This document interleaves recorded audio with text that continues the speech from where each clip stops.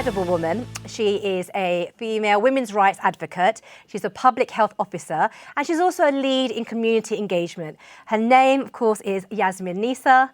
Yasmin, welcome. Hi. So lovely to have you on the show. Thank you.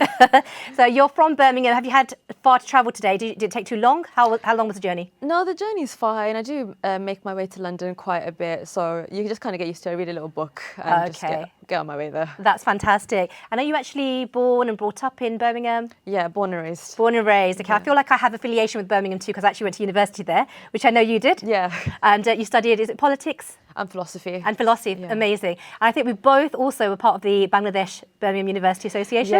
Yeah. How did you find that? It was interesting. We did go out to do a lot of volunteer work, like making food and handing it out in the city centre. So that was really nice. That's fantastic. It was nice to have like a home away from home. Yeah, absolutely. I found the same when I was there too. So just wanted to ask you, first of all, if you could give us a couple of highlights of your career so far, the things that you're really proud about, the things that you'd like to draw attention to. Most recently, I've just republished a report on women's health inequalities in Birmingham. That was a really big piece of work, something I'm really passionate about, especially because there was a focus on South Asians and South Asian women and some of the health inequality that they experience. A highlight was I was awarded a hometown hero for the Commonwealth Games for Birmingham 2022. Wow. Yep. Did you say 3? You can choose 2 or 3. And also, my work was recognised by the BBC on The One Show, and I got to meet one of my sports idols. Ironically, the star of Bend It Like Beckham. So that was a huge, fantastic. That was a huge moment. Yeah, that's amazing. That's amazing. Now you do a lot of work around women's health, and I know one of your key interests is to do with. There was a report that came out, wasn't there, about the Birmingham Women's Health Report? Yes, that was published not too long ago. Tell us a little bit about that. You know, this idea of gender inequality, you know, within health, and what you sort of think about that.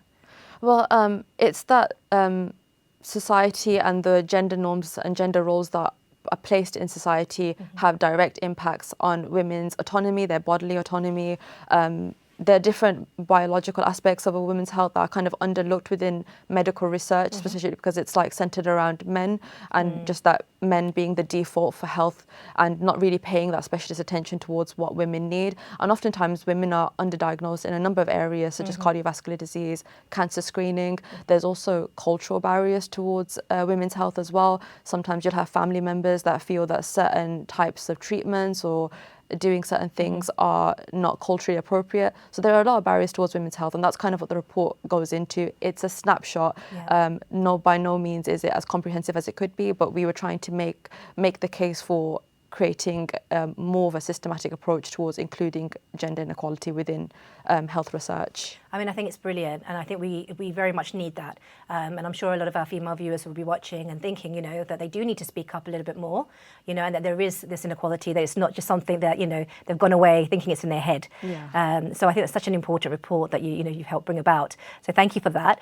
Now you also are the founder of, is it Saltley Women? Yes, Women's. Saltley Women's. Yeah. Tell me a little bit about that venture. That was something that I started when I was 23 years old, and I was doing my master's still at the University of Birmingham because I loved it so much. It is a beautiful university, isn't it? It is. It's stunning. When I was younger, I really did love sport, but I think when you grow up in the kind of background that I did, you had this heavy emphasis on education, and that kind of takes a centre stage within your life. So then that natural love that I had for sport sort of kind of took a sidestep when I was growing up, and I just focused on getting those grades, getting into university. And then when I was just before I started doing my masters, I discovered fitness and sports and football again, and I was like, I really, really love this, and I kind of wish that I took it more seriously, because rather than it being something that gets in the way of your education, it really adds value to your life. Absolutely. In terms of your mental health, your physical health, your social well-being, really contributes massively to it. So then I started my master's degree, and I went in there like how the gym really helps me, and I thought, I want to get back into football again. Yes. And then I found a lot of community activity taking place where I could do that at the grassroots level, and how I could help Muslim girls, Bengali girls, South Asian girls, who we do get a lot of barriers and pushback when it comes to things like sport. You know, it's clothing. It's clothing, yeah. It's male dominated, and you're really discouraged from doing that. I wanted to break that down, and that's kind of where Saltley started. And so is it part of any kind of league? Not anymore, I don't think. I kind of started everything that I could, and Yep. we really did a lot within those few years that I took part of it. Right. You know, we set up a football pitch, a youth club, a youth centre, did a Amazing. lot of events, really got members of the community involved, and some of them have actually gotten jobs from that opportunity as Wow. well. But then I thought I really want to focus on what I love doing, which is policy advocacy. Right. So that's why I've now stepped into this role in public health. That's incredible. And you did it at a young age.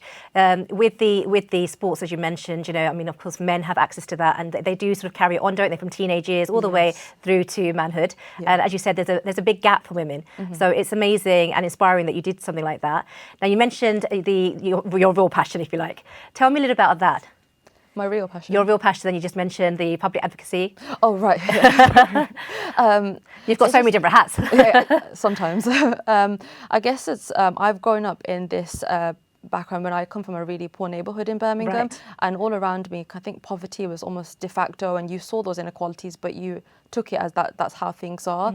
And then when I was about 16 years old, I started my A-level studying government and politics, and then that was when there was a change in leadership and government in the UK, a pretty big one. Yeah, of course. And austerity became a huge thing for my generation. It would later impact our future, our prosperity, the kind of access to opportunities that we did have. And something clicked within me that this is what you need to do. I was really good. Like, my university lecturers loved me, my teachers loved me at A-levels as well. They said, you need to do something big with this. And I think they motivated me and pushed me on, and they mobilized me as well, like, your writing could really take you somewhere. And then so at university, that was along the same lines. I studied feminism, international race theory, critical race theory, politics, policy as well. And then that's why I went back to do my master's. I was like, this is what I want. And then it's like 3-4 months later, I then got my role in the local authority for Birmingham City Council, and then it just kind of all fell into place. That's incredible. So for any of our viewers who might also care about the community, who also might be interested in getting involved in that kind of, you know, race relations or community engagement, you know, what kind of advice would you have for them? What would you suggest? The honest truth is volunteer, be part of your community, understand what's happening at on the ground, at the grassroots level. For me, I understand what the issues are in Birmingham. That's why I'm so passionate for the work that I do when it comes to income inequality or domestic abuse or women's health. It's because I've seen it within my own two eyes. I've spoken to people, and I've really taken that step back to understand at the local level what's going on, and that's how I'm able to impact change. We talk about it a lot, but if you understand what's happening on the ground, then you will be able to make the greatest impact, and I still believe that to this day. So yeah, just get involved. I'm not going to say go down, you don't need necessarily to go down the university route like I did, but be the change that you want to see is a really big thing. Absolutely, be the change that you want to see. And as you mentioned, you know, doing it on the grassroots level, so not just sitting behind a desk, but actually getting involved, you know. Yeah. And are there any particular things like that you have had an impact on that you're particularly proud of? Because there must be so many different things that you've achieved through this work. Yeah, that's a tough one. When I first started the football work, there was somebody who said that her younger sister was diagnosed with autism, and she found it really difficult to engage with people, and she needed her sister to be there. But after a few sessions of coming to football, she felt confident enough to come, and it really helped her well-being. And there were sessions that I used to teach on recognising the signs of grooming and manipulation, and people used to come to me and say, I've actually observed that in my own friendships or my own relationships, and because of the signs that you've pointed out, like, I'm going to do something about it. I think those, you know, I'd rather hear about those real stories than, you know, awards and like the accolades are really great. But to hear somebody say like, your words have changed the things I'm going to do today, that was a really big thing. Of course, and that's, you know, that's the inspiration that you've given to somebody else, you know, which is brilliant. You know, you've done so much, and I'd like to know what's sort of next steps for you.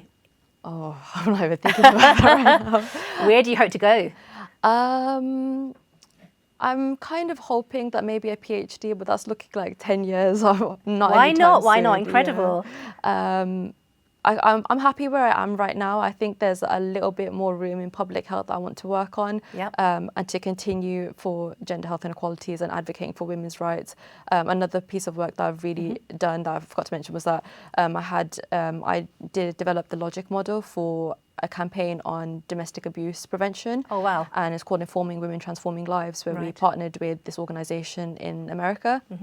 And I kind of want to work a bit further on that, on supporting victims of domestic abuse. That's incredible. I mean, you do so much. And, you know, does it ever get too much? Do you ever feel like you're taking some of those quite deep, profound things that you're involved with, you know, that you're taking it home, that, you know, it becomes too much? How do you sort of deal with that? Or is there something else that you do to balance it out? Oh, that's a very good question. And I get asked that when my line manager does say that same thing. Make sure you don't It's important, take this isn't it? home. So you don't burn out, yes.